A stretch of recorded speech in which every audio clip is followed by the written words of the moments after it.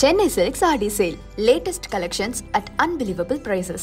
Up to 50% offer or branded gifts. T Nagar Velachery Krompet and Thiruvallur.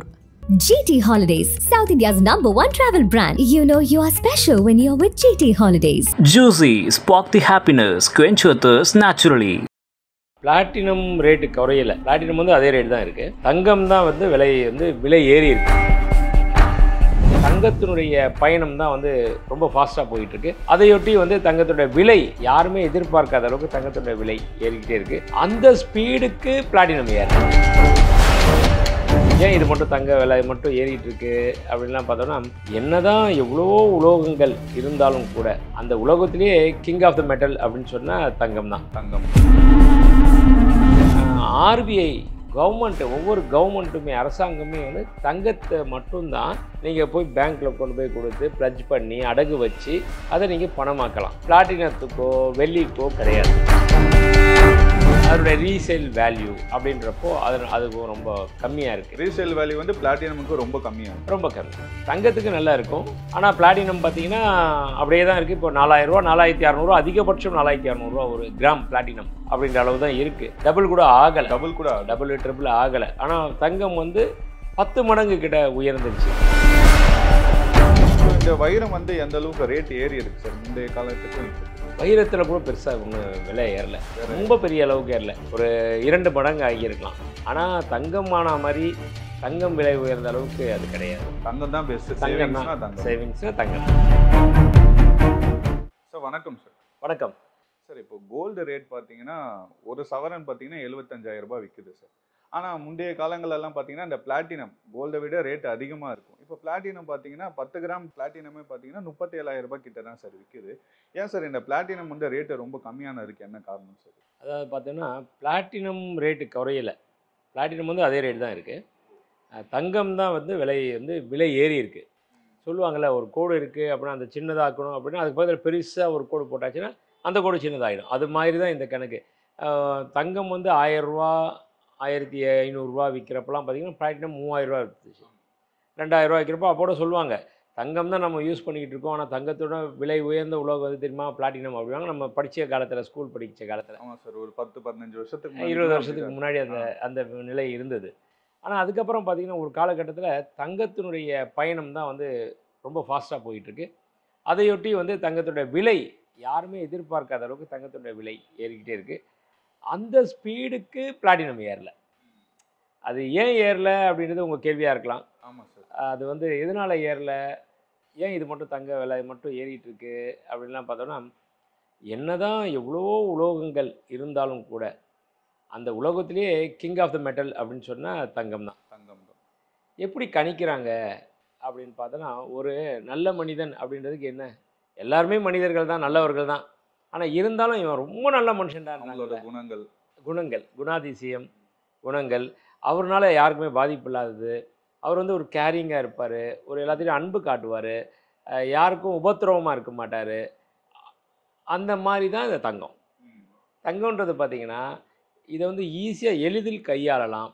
ஒரு ஆச்சாரி எடுத்து அதை உருக்கி நகை செய்யணுன்னா கூட ஈஸியாக வந்து தன்னுடைய மிஷினரி ஹெல்ப் இல்லாமல் கூட தானே வந்து ஊதி அதை நெருப்பு இது பண்ணி அதை வந்து மெல்ட் பண்ணி அடுத்தடுத்து இது பண்ணால் அந்தளவுக்கு வளைஞ்சி கொடுக்கக்கூடிய ஒரு விஷயம் வந்து தங்கம் ஃபஸ்ட்டு. ரெண்டாவது, ஆர்பிஐ கவர்மெண்ட், ஒவ்வொரு கவர்மெண்ட்டுமே அரசாங்கமே வந்து தங்கத்தை மட்டும்தான் நீங்கள் போய் பேங்க்கில் கொண்டு போய் கொடுத்து ப்ளட்ஜ் பண்ணி அடகு வச்சு அதை நீங்கள் பணமாக்கலாம். பிளாட்டினத்துக்கோ வெள்ளிக்கோ கிடையாது. நீங்கள் பிளாட்டினம் கொண்டு போய் பேங்க்கில் அடகு வைக்கணும் அப்படின்னா எடுக்க மாட்டாங்க. அடமானம் வைக்க முடியாது. ஓகே, ரிசர்வ் பேங்க்குடைய நாம்ஸ் படி பார்த்திங்கன்னா கிடையாது. அப்படி இருக்கும் பட்சத்தில் தங்கம் ஒன்றுத்துக்கு தான் அந்த சிறப்பு குணங்கள் இருக்குது. அதே மாதிரி எந்தவித கலரும் சேஞ்ச் ஆகாது. பிளாட்டினம் கூட கலர் சேஞ்ச் ஆகாது, அந்த ஒயிட்டாக இருக்கும். பட் வெள்ளி வேணால் ஆகும், கலரு ஒயிட்டாக இருக்கிறது கொஞ்சம் பிளாக் ஆகும். ஆனால் பிளாட்டினம் மட்டும் ஆகாது. இருந்தாலும் பிளாட்டினம் ஏன் வந்து அது வந்து சரியாக நடைமுறைக்கு வரல அப்படின்றது பார்த்திங்கன்னா, மற்றதெல்லாம் வந்து கோல்டை ஈஸியாக உருக்கி நீங்கள் கோல்டாக செய்யலாம், நகையாக செய்யலாம். பிளாட்டினத்தை ஈஸியாக உருக்கி பண்ண முடியாது. ஏன்னா தங்கத்தினுடைய மெல்ட்டிங் பாயிண்ட்டுன்னு சொல்லுவோம் 1064 செல்சியஸ். இது நீங்கள் இது பார்த்தீங்கன்னா பிளாட்டினம் பார்த்தீங்கன்னா 1768 செல்சியஸ் வெப்பநிலை இருந்தால் அது உருகும் தன்மை கொண்டது. ஸோ அந்தளவுக்கு பண்ணால் பெரிய பெரிய ஃபர்னஸில் வச்சு தான் உருக்க முடியும். நார்மலாக சின்னதாக ஆசாரி வச்சு ஊதி அதை உருக்க முடியாது. இந்த ஒரு பாயிண்ட்டே வந்து ஒரு 900 1000 செல்சியஸ் வந்தாச்சுனாலே ஆச்சாரி வந்து ஈஸியாக ஊதி அதை பண்ணலாம். ஆனால் பிளாட்டினம் அப்படி பண்ண இதுவும் ஒரு காரணமாக இருக்குது. அது முக்கியமான இதுவும் ஒரு காரணம் இல்லை, அதான் அதான் முக்கியமான காரணம். ப்ளஸ் அதனுடைய ரீசேல் வேல்யூ அப்படின்றப்போ அதுக்கு ரொம்ப கம்மியாக இருக்குது. ரீசேல் வேல்யூ வந்து பிளாட்டினமுக்கு ரொம்ப கம்மியாக இருக்குது. ரொம்ப கம்மி. தங்கத்துக்கு நல்லா இருக்கும். பிளாட்டினத்தை பொறுத்த வரைக்கும் ரீசேல் வேல்யூ ரொம்ப ரொம்ப குறைவு. நீங்கள் சொன்ன மாதிரியே பார்த்தீங்கன்னா ஒரு 20 வருஷத்துக்கு முன்னாடி ஒரு 1500 கோல்டு விற்றுதுன்னா பிளாட்டினம் வந்து ஒரு 3000 4000 ரேஞ்சுக்கு இருந்தது. ஆனால் இப்போ காலம் போகிற போக்கில் வந்து இதுவும் வளர்ந்துருக்கணும்ல சார். தங்கமே வந்து நம்ம இவ்வளோ ரேஞ்சுக்கு போகணும். யாரும் 1000 ரூபா இருந்த தங்கம் இன்னைக்கு வந்து 10,000 ரூபா ஒரு கிராம்ன்ற அளவுக்கு வந்துடுச்சு, நெருங்கிடுச்சு. ஆனால் பிளாட்டினம் பார்த்தீங்கன்னா அப்படியே தான் இருக்குது. இப்போ 4000 ரூபா 4600 அதிகபட்சம் 4200 ஒரு கிராம் பிளாட்டினம் அப்படின்ற அளவு தான் இருக்குது. டபுள் கூட ஆகலை. டபுள் ட்ரிபிள் ஆகலை. ஆனால் தங்கம் வந்து 10 மடங்கு கிட்ட உயர்ந்துருச்சு. இந்த கடந்த ஒரு 20 வருஷத்தில் பார்த்தோம்னா 10 மடங்கு தங்கம் விலை உயர்ந்துருச்சு. ஆனால் இது மட்டும் ஆகலை. அது ஏன் ஆகலைன்னா இந்த காரணங்கள் தான். இது வந்து இதனுடைய யூஸ் பண்ணுறவங்க ரொம்ப கம்மி, எண்ட் யூசர் அப்படின்றவங்க ரொம்ப கம்மி. சில பேர் மட்டும்தான் அந்த கிரேஸோட பிளாட்டினம் வாங்கி போடணும் அப்படின்ற அந்த கிரேஸ் இருக்குது பார்த்தீங்களா, அதோட வாங்குறவங்க. மற்றபடி வந்து பெரும்பகுதியான மக்கள் விரும்புறதில்லை. அந்த கோல்டு எல்லோ கலர் இருக்குது பார்த்தீங்கன்னா, அது ஒரு அட்ராக்டிவ் கலர். மஞ்சள் உலோகம் வந்து பார்க்குறதுக்கே இப்போ பார்த்தீங்கன்னா இந்த கடை ஃபுல்லாக அப்படி இருக்கும், எல்லோ கோல்டு அப்படி இருக்கிறப்போ பளிச்சுன்னு அது தகன்னு தெரியும். பிளாட்டினத்தில் அந்த அளவுக்கு. ஆனால் அந்த காலங்களில் பார்த்தீங்கன்னா பிளாட்டினம் யூஸ் பண்ணுறவங்களாம் கொஞ்சம் ப்ரீமியமான ஆட்கள் தான், கொஞ்சம் பணக்காரங்க தான் பிளாட்டினம்லாம் யூஸ் பண்ணுவாங்க. நார்மலான ஆட்கள்லாம் கோல்டு யூஸ் பண்ணுவாங்கன்ற ஒரு டாக் இருக்கும்ல சார். அப்போ இல்லை அப்படி இல்லை. பிளாட்டினம் அவ்வளோ பெரிய ஒன்றும் காஸ்ட்லியான உலோகம் கிடையாது. அந்த காலத்தில் வேணால் இருந்திருக்கலாம். 30 வருஷத்துக்கு முன்னாடி இருக்கப்போ தங்கம் 1000 ரூபா கிராமு, பிளாட்டினம் 3000 ரூபா அப்படி வேணால் இருந்திருக்கலாம். ஆனால் இன்றைக்கி வந்து தங்கம் தான் ஜாஸ்தி ஆயிடுச்சு. ஆமாம் சார். அதனால் வந்து அப்படி கணக்கு கிடையாது. அதனுடைய லைக்கிங் என்னென்னா, மக்கள் எதை விரும்புவாங்க? Easy access. எதுவுமே எடுத்து ஒரு சுவிட்சை போட்டால் லைட் எரியணும், அந்த மாதிரி இருக்கணும். அப்படின்றப்போ தங்கம் வந்து ஈஸியாக வந்து வாங்க முடியும், எல்லா டிசைன்ஸ் கிடைக்கும். அதை வேணான்னு சொன்னால் உருக்கி உடனே ஒரு வீட்டுக்கிட்டே இருக்க ஒரு 10 அட்டை கொடுத்து கூட அதை நகையாக மாற்றி பண்ணலாம். அடுத்தது அதுக்கு ரீசேல் வேல்யூ உண்டு, ரீப்ளேஜ் பண்ணலாம்.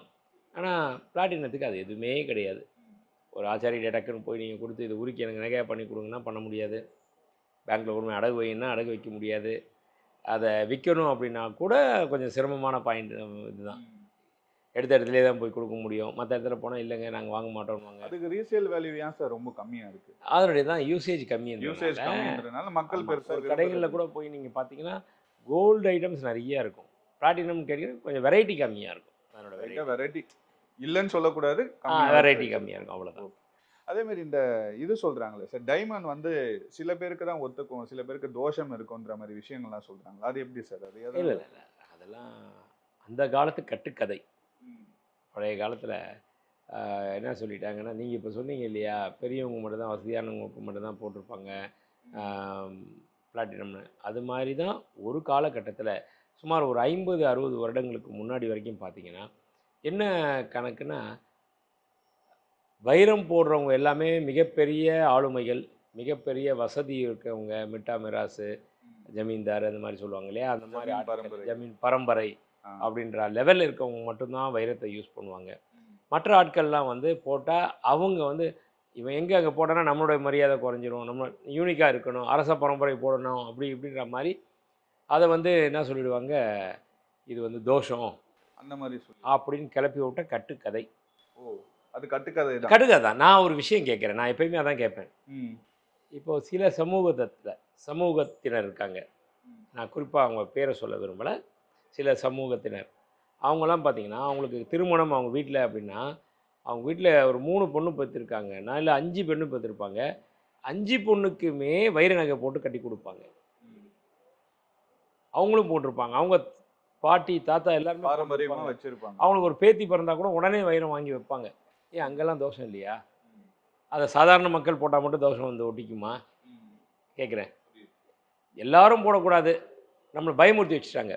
இது ஒரு கல்லு ஒரு மாதிரி தோஷம் இல்ல இருக்கும். சில முதல்ல பேருக்கு set ஆகும். எல்லாரும் போடக்கூடாதுன்னு சொல்லிட்டாங்க பாருங்க. ஆ, அதை பாயிண்ட் எடுங்க. நீங்க கேட்ட கேள்வி என்ன சார்? எல்லாருமே தோஷம் இருக்குன்னு சொல்லி. எல்லாரும் போட முடியாதாமே சார், சில பேருக்கு ஒத்து வராதாமே சார். ம். ஏன் நல்ல எந்த டிஃபெக்ட்டுமே இல்லாத கல்லை போடுங்க, போடலாம்ல, எல்லாரும் போடலாம்ல. ம். அப்போ கல்லில் தானே டிஃபெக்ட்னு சொல்லு. அப்படி கூட டிஃபெக்ட் கிடையாது, அதில் கிரேடு பிரிப்பாங்க, தரம். இப்போ வந்து எக்ஸாம்பிள் உங்களுக்கு சொல்கிற மாதிரி வியூவர்ஸுக்கும் புரிகிற மாதிரி சொல்லணும்னா, கோல்டில் 916 கேரட் இருக்கா? ஆமா சார். அப்புறம் அதான் 22 கேரட், 20 கேரட் இருக்கா? 18 இருக்கு, ஆமா. 16, 14, 10 இருக்கா? 10 வரைக்கும் இருக்கு. இருக்கு. ஆனா மோஸ்ட்லி அதை யாரும் யூஸ் பண்ண மாட்டாங்க. சரி, இதில் போயிட்டு 18 கேரட் நகை போட்டால் தோஷம் அப்படின்னு சொன்னால் நம்புவீங்களா? நம்ப மாட்டாங்க. அதுதாங்க வைரத்துலேயும் அதே தான். புரியுதுங்களா? ஃபைன் கிரேட் இருக்குது, அடுத்த கிரேடு ஒரு 4-5 கிரேடாக பிரிச்சிருக்காங்க. இவங்க தோஷம்னு சொல்கிறது என்னென்னா, இந்த 4வது கிரேட் இருக்குல்ல, அதை தோஷம்னு சொல்லி அடிச்சு விட்டுறது. அப்படிலாம் கிடையாது, எல்லாமே இயற்கை. பல லட்சக்கணக்கான வருஷத்துக்கு முன்னாடி பூமியில் அடிப்பரப்பில் எத்தனையோ மைலுக்கு கீழே, சில 1000 மைலுக்கு கீழே இருக்கிற இந்த கல், அது வந்து ஹை டெம்பரேச்சர் ஹை ப்ரெஷர் அப்படின்னு சொல்லுவாங்க, HTHP.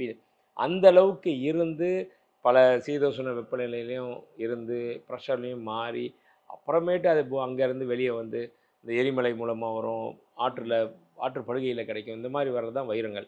அப்படி இருக்கப்போ அதில் என்னங்க தோஷம் இருக்குது? வைரங்களில் எவ்வளோ வெரைட்டி இருக்குது? அதில் நிறைய வெரைட்டி இருக்குது, நிறைய கட்டிங்ஸ் இருக்குது. ஒவ்வொன்றா பிரிக்கலாம். அதில் அது ஒரு தனியாக ஒரு எபிசோடே போகணும். அந்த மாதிரி அதை வந்து பேராமீட்டர் பார்க்குறது 4 விஷயத்தை பார்க்கணும் வைரத்தை பொறுத்த வரைக்கும்: colour, clarity, cutting and carrot. இந்த 4 விஷயம். கலர் நல்லா இருக்கான்னு ஒன்று பார்க்கணும், கிளாரிட்டி எப்படி இருக்குன்னு பார்க்கணும், இந்த வைரத்தை பட்டத்திட்டுறது கட்டிங் அது கரெக்டாக இருக்கான்னு பார்க்கணும், கடைசியில் அது வெயிட்டு, அதான் கேரட்னு சொல்லுவோம், அது எவ்வளோ கேரட். இது எல்லாமே இந்த 4 Cஸ்ன்னு சொல்லுவாங்க. இதெல்லாம் பர்ஃபெக்டாக இருந்தால் தான், ரொம்ப அற்புதமாக இருந்துச்சுன்னா தான் அது கிரேடாக நம்பர் 1, அடுத்த நம்பர் 2, நம்பர் 3. அவ்வளோதானே தவிர வேறு ஒன்றும் பயப்படவே தேவையில்லைங்க. எல்லாருமே வைரத்தை யூஸ் பண்ணலாம். இப்போ இந்த வைரம் வந்து எந்த அளவுக்கு ரேட் ஏறி இருக்குது சார் முந்தைய காலத்துக்கும் இப்போத்துக்கும்? வைரத்தில் கூட பெருசாக ஒன்றும் விலை ஏறலை, ரொம்ப பெரிய அளவுக்கு ஏறலை. ஒரு 2 மடங்கு ஆகியிருக்கலாம். ஆனால் தங்கமான மாதிரி தங்கம் விலை உயர்ந்த அளவுக்கு அது கிடையாது. தங்கம் தான் பெஸ்ட். தங்கம் தான் சேவிங்ஸ்னா தங்கம் தான். ஒரு கோல்டு பாரா வாங்கி வைக்கிறது நமக்கு சேவிங்ஸ்க்கு நல்லதா, இல்லை ஒரு நகையை வாங்குறது சேவிங்ஸ் நல்லதா? இல்லை, நம்மளுடைய தேவைப்பாடுகள் என்ன இருக்குது அப்படின்னு சொல்லி முதல்ல பார்க்கணும்.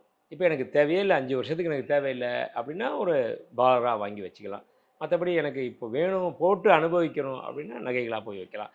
அடுத்த சந்ததியினருக்கு வேணும், சும்மா வாங்கி வைக்க போகிறேன் அப்படின்னா அந்த மாதிரி. மற்றபடி நானும் போடணும், அடுத்த சந்ததியினருக்கும் இதை நான் கொண்டு செல்லணும் அப்படின்னா கண்டிப்பாக ஆபரணம் வாங்கி வைக்கிறது தான் என்னை பொறுத்த வரைக்கும் பெஸ்ட்டுன்னு நான் சொல்லுவேன். இப்போ ஒரு விஷயம் ட்ரெண்டிங் ஆகிட்டு இருக்கு சார். சில்வர் வந்து நம்ம ஒரு பாரா வாங்கி வச்சோன்னா 1 வருஷத்தில் அது ரேட்டு அதிகமாகுது, அது ஒரு நல்ல சேவிங்ஸ் பிளானாக நிறைய பேர் சொல்கிறாங்க. இல்லை, சில்வரை பொறுத்த வரைக்கும் கோல்டு வந்து எவ்வளோ ஈல்டு தந்திருக்கோ அதை விட சில்வர் கொஞ்சம் ஜாஸ்தி. போன வருஷம் கடந்த வருடம் பார்த்திங்கன்னா 40% கோல்டு. ஆனால் சில்வர் பொறுத்த வரைக்கும் 54% ஈல்டு கொடுத்துருக்கு, விலை உயர்ந்திருக்கு. அதை வச்சு சொல்லுவாங்க. பட் இருந்தாலும் எண்ட் ஆஃப் த டே கோல்டும் விலை ஏறும், சில்வரும் விலை ஏறும்.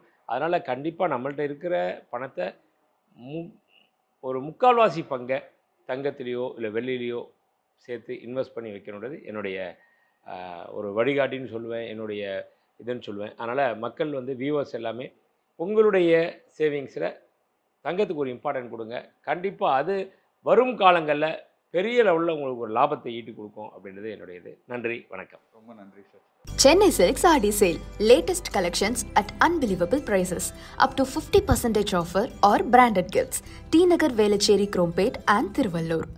GT Holidays, South India's #1 travel brand. You know you are special when you're with GT Holidays. Juicy, spark the happiness, quench your thirst naturally.